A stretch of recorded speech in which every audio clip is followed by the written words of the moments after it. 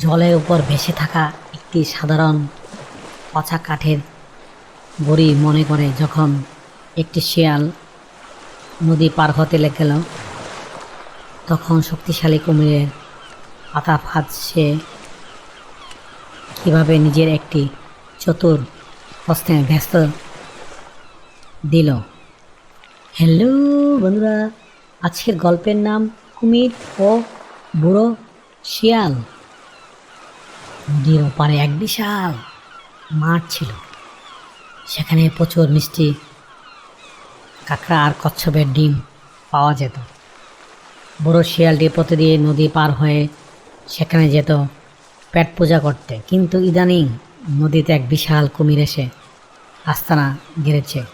সে শিয়ালটিকে দেখলেই তাড়া করে, তাই শিয়ালটি সবসময় খুব সাবধানে চারপাশ দেখে তবেই নদীতে নামত। বেশ কয়েকবার চেষ্টা করেও শিয়ালকে ধরতে না পারে কুমিরটি ভীষণ রেগে গেল। সে ভাবল, এই শিয়াল সত্যি বড্ড চালাক, তো একে সোজাসুজি ধরা যাবে না, ফাঁদ পেতে ধরতে হবে। পরদিন বিকেলে কুমিরটি নদীর ঘাটের ঠিক কাছে জলের নিচে গা ঢাকা দিল। সে কেবল তার পিঠের শক্ত কৌশলটা জলের উপরে ভাসিয়ে রাখল, যাতে দূর থেকে দেখলে মনে হয় নদীর দিয়ে একটা পুরনো পচা কাঠের গুঁড়ি ভেসে যাচ্ছে। সে মনে মনে ভাবল, শিয়াল যখন এটাকে সাধারণ কাঠ ভেবে এর উপরে পা দিয়ে নদী পার হতে যাবে, তখনই সে তাকে এক কামড়ে গিলে ফেলবে। সন্ধ্যায় বুড়ো শিয়ালটি নদী পার হয়ে নিজের আস্তানায় ফেরার জন্য ঘাটে এলো, কিন্তু ঘাটের কাছে জলের উপর একটা কালোর মতো জিনিস ভাসতে দেখে তার খটকা লাগলো। সে মনে মনে ভাবল, সকালবেলা তো এখানে কোনো কাঠের গুঁড়ি ছিল না, আর এটাই আকৃতি কেমন যেন চেনা চেনা লাগছে। ডালপালাহীন এত নিখুঁত পচা কাঠ তো আর কখনো দেখিনি, এ আবার কোত্থেকে এলো? শিয়ালটি নিশ্চিত হতে চাইল ওটা আসলে কি কাঠ নাকি কুমিরের কোনো নতুন চালবাজি। সে সরাসরি কুমিরের কাছে না গিয়ে নদীর পাড়ে দাঁড়িয়ে একটু উঁচু গলায় নদীর উদ্দেশ্য বলতে লাগলো, আহারে নদী ভাই, আজ তোমার কি হলো? প্রতিদিন যখন এই পচা কাঠের বড়িটা তোমার জলে ভেসে থাকতো, তখন তো ওটা মনে সুখে ডানে বামে একটু নড়াচড়া করে জলের উপর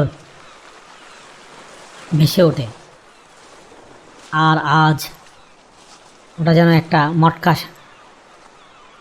মেরে সোজা হয়ে স্থির হয়ে আছে কেন? তাহলে কি ওটা আজ সত্যি সত্যি মরে পচে গেছে? জলের নিচে উৎপাতে থাকা বোকা কুমিরটি শিয়ালের এই কথা শুনে ভাবল, সর্বনাশ, পচা কাঠ বুঝি জলের উপরে নড়াচড়া করে? শিয়াল তো তাহলে এটাকে সাধারণ কাঠ না ভেবে অন্য কিছু ভাবছে এবং ওটার উপর পা দেবে না।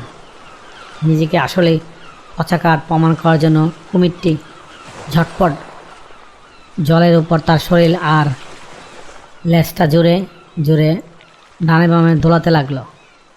তার নড়াচড়া চারিদিকে জল তোড়পাড় হয়ে ছিটকে উপরে উঠতে লাগলো। কুমিরকে নড়তে দেখে বুড়ো শিয়াল খিলখিল করে হেসে উঠল এবং দূর থেকে চিৎকার করে বলল, ওরে বোকা কুমির ভাই, পচা কাঠ কোনোদিন মানুষের কথা শুনে নিজে থেকে নড়ে না, তোমার ফাঁদ আমি ধরে ফেলেছি। এই বলে চতুর বুড়ো শিয়ালটি নদীর অন্য ঘাট দিয়ে এক লাফে পার হয়ে বনের গভীরে মিলিয়ে গেল। আর বোকা কুমিরটি জলের মধ্যে নিজের লেজ আসাতে আসাতে বলতে লাগলো, ইস, শিয়ালের বুদ্ধি কাছে আমি আজ আবারও হেরে গেলাম। এই গল্পের মূল শিক্ষা হলো শত্রু যতই শক্তিশালী বা হিংস্র হোক না কেন, তার পাতা ফাঁদ এড়াতে নিজের চোখ কান খোলা রাখতে হবে এবং উপস্থিত বুদ্ধি ব্যবহার করাতে হবে। অতি লোভে পড়ে শত্রুরাও নিজের বোকামি প্রকাশ করে ফেলে, আর সেই সুযোগটাই বুদ্ধিমানদের হাতিয়ার। হ্যালো প্রিয় বন্ধুরা, আজকে এই গল্পটি কেমন লাগলো কমেন্টসের মাঝে নিচে জানিও। আর এরকম নতুন নতুন মজার গল্প পেতে গল্পটি এর চ্যানেলটিকে সাবস্ক্রাইব করো।